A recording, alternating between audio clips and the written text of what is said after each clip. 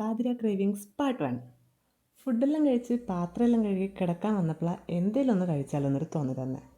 മധുരം പിന്നെ പണ്ടേ എൻ്റെ ഒരു വീക്ക്നെസ് ആയതുകൊണ്ട് കൂടുതലൊന്നും ആലോചിക്കേണ്ടി വന്നില്ല. നേരെ വിട്ടു കിച്ചണിലേക്ക്. ദണ്ടട കിടക്കുന്ന അപ്പോൾ അവിടെ ഒരു ഓറിയോ ബിസ്ക്കറ്റിൻ്റെ പാക്കറ്റ്. പിന്നെ ഒന്നും നോക്കിയില്ല, ഓറിയോ മഗ് കേക്ക് അങ്ങ് ഉണ്ടാക്കാമെന്ന് എഴുതി. അപ്പം മഗ് കിട്ടാത്തതുകൊണ്ട് ഈ ഒരു പാത്രം വെച്ച് നമുക്ക് അങ്ങ് അഡ്ജസ്റ്റ് ചെയ്യാം.